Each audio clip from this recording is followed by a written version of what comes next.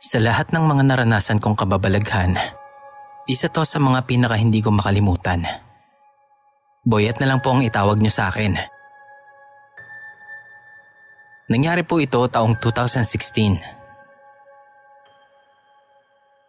Umuwi kami noon ng probinsya para makifiesta sa lugar namin. Bale, ang inuuwian po namin doon sa tuwing pupunta kami doon ay yung bahay ng mga lolo. Matagal na po yung bahay na yon. Bagong mag-asawa pa lang sila ng mga lolo't lola, bahay na nila yon. Pagdating namin doon, marami ng mga bisita. Mga kamag-anakan namin na galing sa iba't ibang lugar. Pero karamihan galing sa Maynila din. Nagkita-kita na naman kami ng mga pinsan kong isa't kalahati. Sila yung mga kasabayan kong lumaki noon sa probinsya. Mga kasama ko sa kabutihan at kalokohan.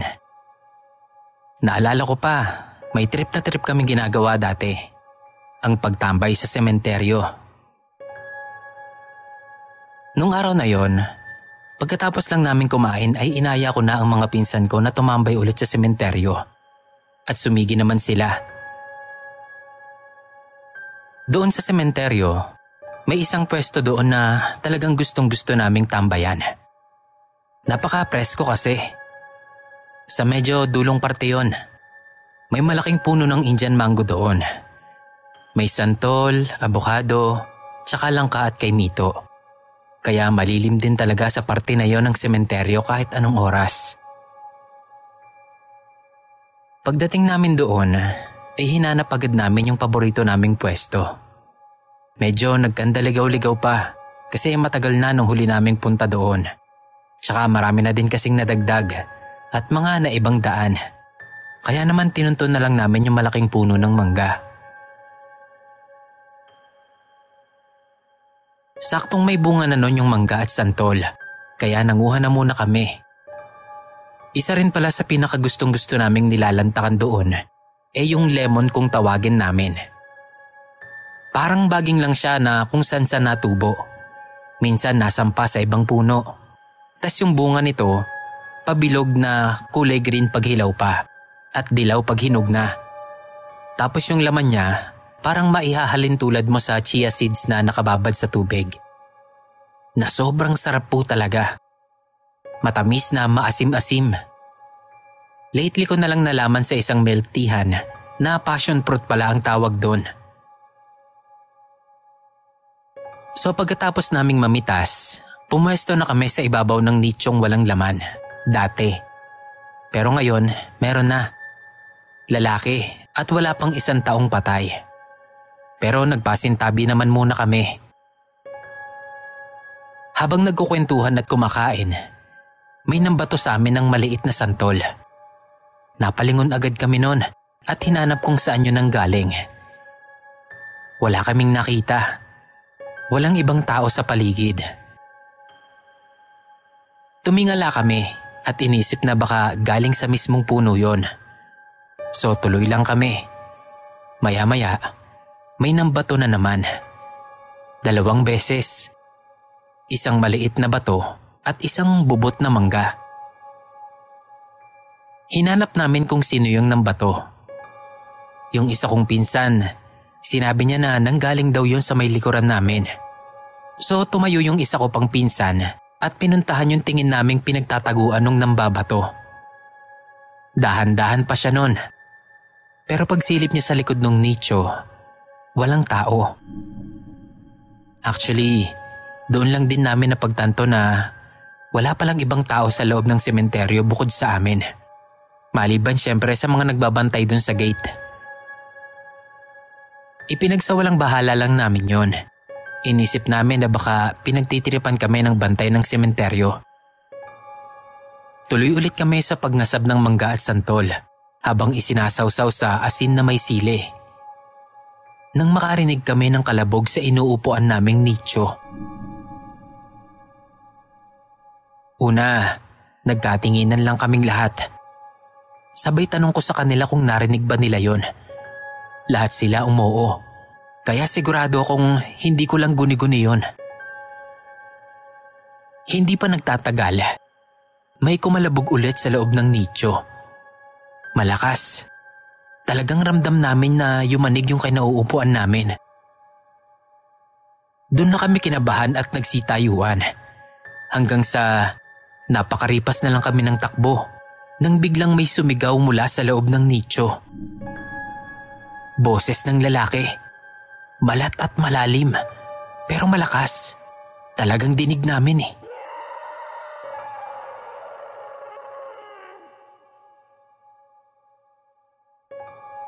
Dire-diretso na kaming tumakbo noon hanggang sa makauwi kami sa bahay nila lolo. Hindi na lang namin ikinuwento sa iba yung nangyari. Medyo nakakahiya kasi. Puro pa naman kami mga lalaki noon. Pero wala eh. Talagang ginapangan kami ng takot dahil sa nangyari. Naisip namin na baka nagalit yung nakalibing doon sa nicho. Ang ingay din kasi namin noon. Tawanan, kwentuhan. Malamang nabulabog namin yung pananahimik ng mga naroon. Bago kami umuwi kinabukasan, bumalik kami sa sementeryo. Humingi kami ng tawad sa pambubulabog namin nung nagdaang araw. Nagdasal din kami para sa ikatatahimik ng mga kaluluwa doon. Takot kaming lahat nun, pero kailangan namin gawin yon. Mahirap na, baka may sumama pa sa amin pa uwi.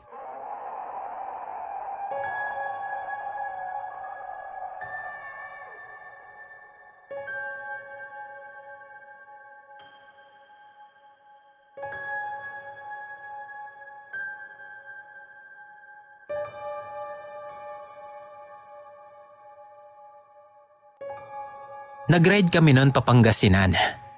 Nung pauwi na kami, siguro mga 2:00 o 3:00 na ng madaling araw yon. May nadaanan kaming madilim na daan. As in madilim. May mga poste naman ng ilaw, pero walang ilaw. Hindi ko alam kung nakapatay o ano. So hinaybim ko yung headlight ko at binilisan ang patakbo. Baka kasi may masasamang loob na nakaabang doon. Ang nakakatuwa pa nito, wala kami halos kasabayan noon na kahit anong sasakyan. Pagpasok namin sa madilim na daan, nung madaan kami sa isang poste, biglang bumukas yung ilaw. Medyo napanatag ako noon. Motion sensor pala yung ilaw. Sosyal. Di ko alam kung matutuwa ba ako noon. Pero mas lamang yung inis kasi tinakot pa muna kami. So yun nga, bawat posting madadaanan namin, bumubukas yung ilaw. Sa may unahan, may natanaw akong tao na parang pumapara. Kasi nakataas yung kamay niya sa harap niya. Hindi ko mawari kung lalaki o babae kasi nasa madilim na parte pa siya ng daan. Natanaw ko rin sa unahan na may paparating na bus. Mabilis yung dating ng bus. Sabi ko sakto, makakasakay na yung taong pumapara. Nung malapit na yung bus, biglang tumawid yung tao. Napasigaw talaga ako nun pati yung GF ko. Kasi kitang-kita namin na nahagip siya ng bus. Nag-U-turn ako nun para tignan yung nasa gasaan. Pinapadiretso na ako ng GF ko nun. Hayaan na lang daw namin. Babalikan naman daw ng bus yon. Pero hindi po. Tuloy-tuloy lang sa patakbo yung bus. Kaya tinuloy ko na yung pagbalik. Pero laking gulat namin nang wala kaming makitang taong nasa gasaan. Malinis ang kalsada. Walang dugo, walang parte ng katawan na nagkalat sa daan. Grabe yung pangingilabot namin ng GF ko nung time na yon. Hindi namin alam kung ano yung nakita namin. Imposible namang namalikmata lang ako. Ano yun? Pareho kaming namalikmata tapos iisa lang yung nakita namin. Pinaharurot ko na yung motor noon sa takot. Habang binabaybay namin yung daan, nakaramdam kami ng sobrang lamig sa likuran namin. Tapos parang bumigat din yung motor. Tingin ako ng tingin nun sa side mirror kasi parang alam ko na may nakaangkas sa amin. pero wala akong nakikita.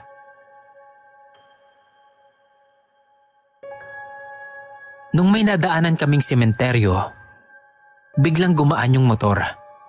Tapos nawala din yung lamig sa likuran. Pagtingin ko sa side mirror, sa gilid ng daan malapit sa arko ng sementeryo, may nakita akong figura ng tao na nakatayo at parang nakatanaw sa amin. Hindi ko sigurado pero parang yun din yung nakita kong tao kanina sa gilid ng daan. Yung nasa gasaan ng bus. Doon na lang din ako napaisip. 'Di ba, motion sensor nga pala yung mga poste doon.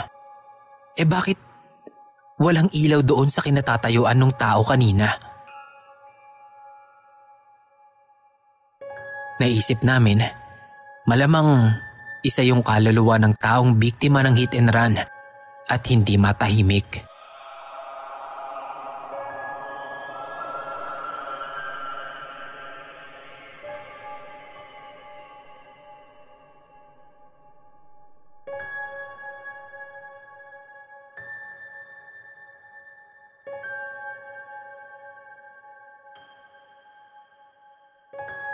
Hello Sir Kira, tawagin niyo na lang po akong Aye. Ito pong karanasan na ibabahagi ko sa inyo, nangyari po noong 10 years old pa lang ako, or baka nga mas bata pa. Hindi ko na lang masigurado, pero nasa mga ganong edad ako nung mangyari to. Noong mga panahon po kasi na to, isinasama ako ng mama sa trabaho niya bilang talent coordinator. At minsan, kapag nangangailangan ng bata sa age range ko, isinasalang niya ako. May isang indie film po na naikast ako bilang younger version ng bidang babae. Hindi ko natanda kung saan yung lugar ng location. Pero ang setting po ay may lumang simbahan na may katabing sementeryo. Parang public cemetery po yata yun kasi patong-patong lang yung mga nicho. Natatandaan ko pa kung paano akong kinausap ni mama, ng direktor at nung aktor na makakasama ko sa scene. Sobrang maselan po kasi yung scene na gaganapan ko doon. Ipinaliwanag sa akin ng mabuti yon at kung ayaw ko, pwede naman daw akong mag-back out. Supportive naman si mama noon at walang pilitan sa nangyari, kaya umokay na rin ako. Ipinakita din sa akin kung paano ang magiging pwesto namin ni kuyang aktor, na nakalimutan ko na lang din yung pangalan. So umokay ako nun kasi akala ko madali lang. Nagsimula ang scene na nakikipaglaro ako sa kaedad kong bata. Hanggang sa dumating yung kunwaring lasing na lalaki. Nagsimula kaming magtakbuhan ng mga bata at nagkahiwa-hiwalay along the scene. At ako na lang yung hinahabol ni kuya. Sinundan ko lang yung mga itinuturo ng staff kung saan ako dapat dumaan at pumunta. Habang tumatakbo ko nun, nagtataka ako kasi dapat sa scene na yon, ako na lang at si kuya ang tumatakbo. Pero sa nakikita ko, madami pa kaming kasamang batang tumatakbo doon. Tapos hindi din naman sumisigaw ng cut yung direktor. Kaya kahit nagtataka, itinuloy ko lang yung pag-arte ko. Hanggang sa dumating na nga po kami sa maselang parte ng scene. Yung rape scene. Nag-cut yung direktor at pinagpaliwanagan ulit ako. Umuo na lang ako noon habang tinitignan yung mga batang kasama namin kanina sa scene. Nandun lang sila sa medyo malayo at nakatingin din sa kung nasaan kami. Saglit lang, nagsimula na kami sa scene. Nakahiga ako noon sa isang nicho at nagsimula na nga akong umarte. Nung mga oras na yon, hindi ko na kinailangan pang effortan yung pag-arte ko. Kasi kahit alam kong arte lang yon at hindi naman talaga dumidikit yung mukha ni kuya sa akin, takot na takot ako. Ilang beses kong inisip nun na umaarte lang kami. Pero talagang naiiyak ako sa takot. Hindi naman nagtagal, natapos din namin ni kuya yung scene at pinatatahan niya nga ako.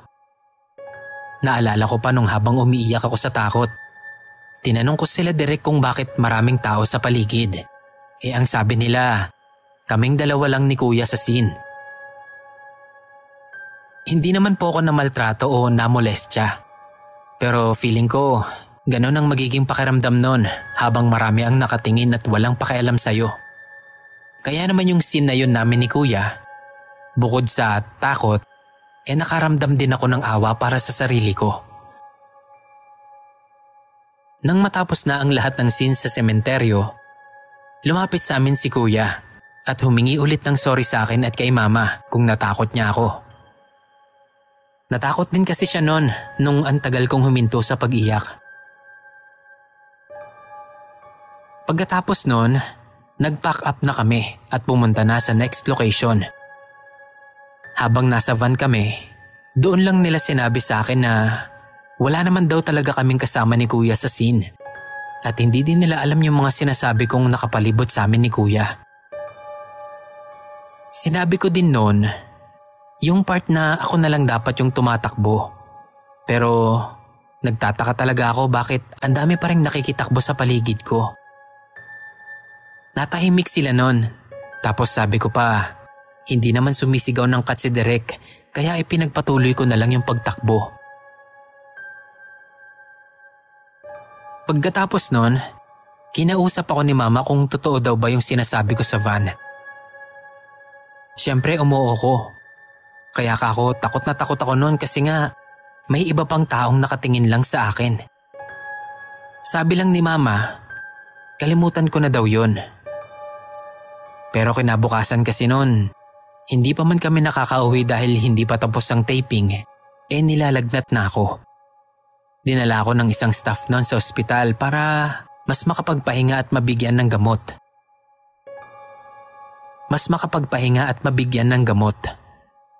Hindi daw kasi ako pwedeng masamahan nun ni Mama dahil siya nga ang nag-guide sa mga talents. Hindi pa rin ako 100% na okay nung makauwi kami. Ipinahilot lang ako ni Mama kay Lola, tapos pinatawas na rin ako. Hindi ko alam kung anong nakita sa tawas, pero madami din yung ipinagawa kay Mama. Kinabukasan nga lang nun, okay na ako. Hindi na ulit naungkat yun. At mula din nun, pinipili na lang ni Mama kung saan niya ako isasama. Nito na lang na matanda na ako at biglang na-open ni Mama yon kaya naalala ko. Mabuti na nga lang daw at legit yung albularyo nun dito sa lugar namin. Kundi baka mas malala pa yung nangyari sa akin. Madami daw kaming nagambala doon na hindi dapat. At yung iba raw, parang sumama pa sa akin. Mabuti na lang daw at agad na naagapan ng dasal. Dinasalan daw pala ako ng staff noon na nagdala sa akin sa ospital. At yun daw ang nagligtas sa akin. Yun din daw ang nagsabi kay Mama na ipatawas ako pag uwi. Hanggang dito na lang po. Advance thank you po kung mababasa niyo po ito. More power, more upload and God bless po.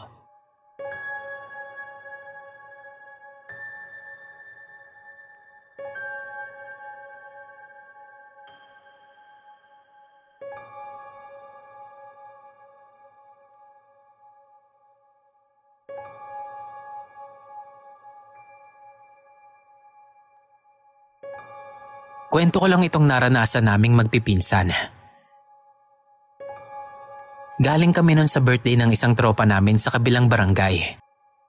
Lakad trip kami pa uwi kasi malapit lang din naman.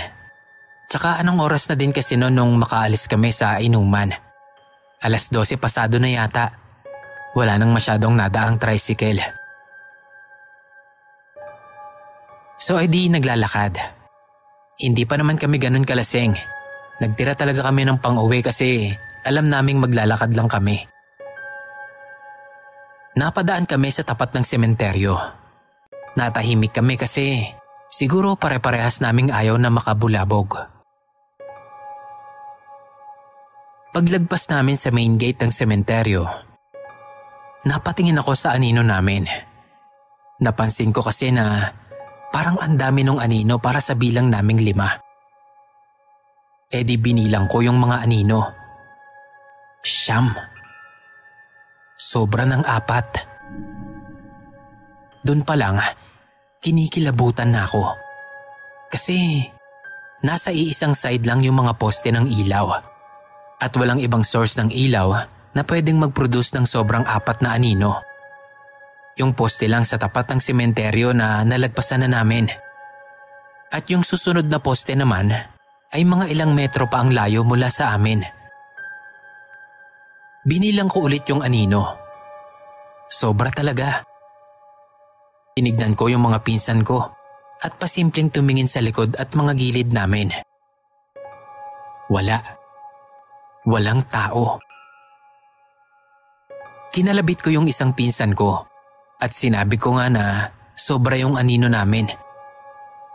Pagkabilang niya, sinabi niya agad yun sa iba, kaya nagkatakutan na at nagkatakbuhan na rin. Medyo hilo-hilo pa ako noon pero nakatakbo ko ng tuwid at mabilis. Yung isang pinsan namin, madapa-dapa pa sa takot. Tinignan ko yung mga anino namin. Sakto na ulit. Hinanap ko yung sobrang 4. Tangina. Andun sila sa pinakadulo ng liwanag ng poste ng ilaw. Nakatigil lang. At parang mga nakatanaw sa amin. Simula nun, hindi na ako nagpagabi ng daan sa may sementeryo.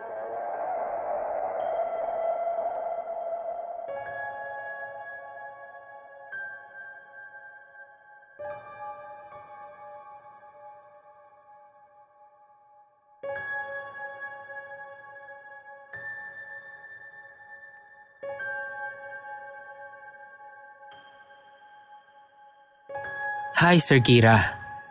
Itong kwento ko ay nangyari noong November 2022. Last wave po yon ng COVID. And actually, kalahating buwan pa lang akong magaling noon from COVID virus. Kaya nung bago mag-undas, tinatanong ako ng asawa ko kung gusto ko daw bang dalawin yung lolo ko sa sementeryo. Sabi ko, pas na lang muna dahil nga kagagaling ko lang sa sakit. Sabi niya, palipasin na lang daw muna namin yung undas. Tapos punta na lang kami matapos ang ilang araw para wala ding ibang tao. So umokay naman ako. Nagdaan ang undas at ilang araw pa ang pinalipas namin bago kami pumunta sa sementeryo. Wala pa nga sana akong balak pumunta nun dahil sobrang init ng mga panahon na yon. Kaya lang, nagpakita sa panaginip ko si Lolo. Kaya naman kinabukasan paggising, niyaya ko agad yung asawa ko. Pagpasok pa lang namin sa gate, napansin ko agad yung aso na papalapit sa amin.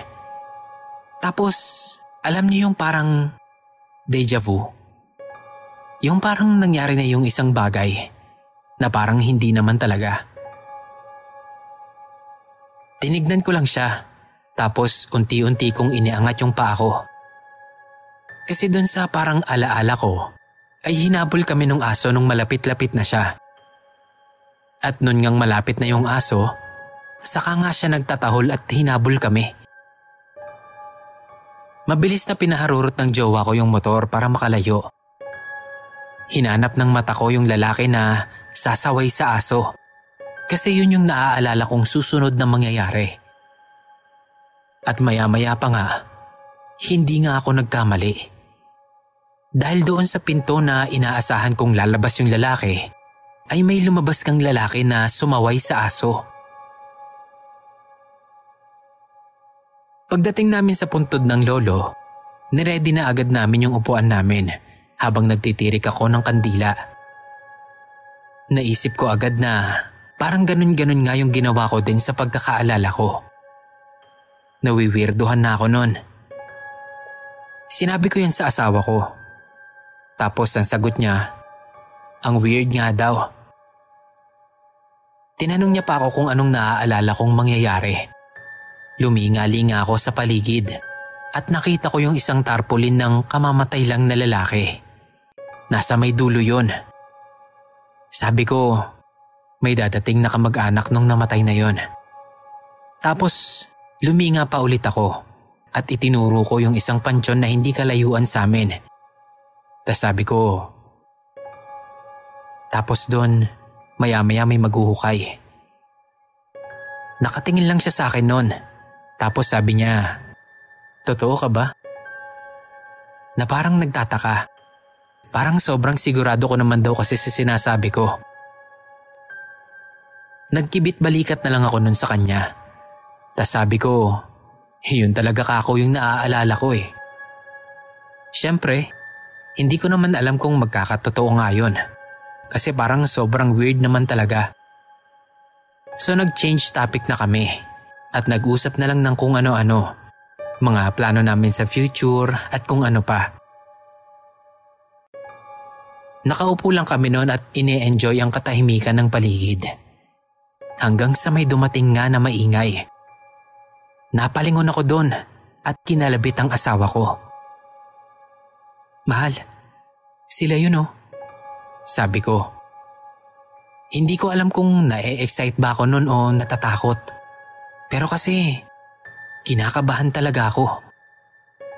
Sila yung bisita nung nasa tarpaulin na yon. Tinuro ko pa yung tarpaulin kanina. Inabangan namin kung saan pupunta yung pamilyang bagong dating. At hindi nga ako nagkamali. Doon talaga sila nagpunta. Hindi nagtagal. Yung lalaking umawat sa aso ay naglakad naman papunta doon sa pansyon na itinuro ko. May dala siyang pala. Pagdating sa pansyon, naupo lang siya. Nagkatinginan kami ng asawa ko. Tas sabi ko, ayan, dalawa silang maghuhukay dyan eh. Baka nag-aantay pa. Kaya nag-antay din kami. Hindi nga nagtagal ay dumating nga yung isa pang lalaki na may dala ding pala at nagsimula na silang maghukay. Doon na talaga ako kinilabutan ng sobra, Sir Kira. Hindi ko naman kasi hinuhulaan lang yung mga mangyayari. Pero talaga pong parang nangyari na yung mga yon. Hindi ko lang alam kung nangyari ba talaga o napanaginipan ko lang. Dahil hindi ko malaman kung paano ko yun nalaman. Ang gulo no? First time lang din kasing nangyari sa akin yun. At ang isa pa po talagang nagpakilabot sa amin. Yung lalaki po kasing nandoon sa tarpaulin ay kasama ng pamilyang bumisita sa kanya. Nandoon lang siya at nakatayo sa di kalayuan. Asawa ko po ang unang nakakita sa kanya. Hindi pa nga ako makapaniwala nung una dahil baka ako kamukha lang o baka kakambal.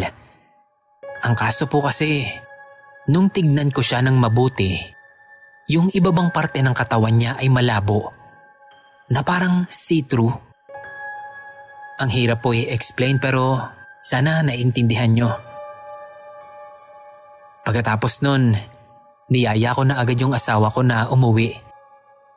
Kasi bigla ko ding naalala nun na nung magpakita sa panaginip ko si Lolo ay nandoon din kami sa sementeryo. Ginusto ko na agad na umuwi, hindi dahil sa ayaw kong makita si Lolo. Sadyang naniniwala lang po ako na hindi kayang magpakita ng mga espiritu sa mga naiwan nila, kundi isa lang yung demonyo na nagpapanggap lang na sila.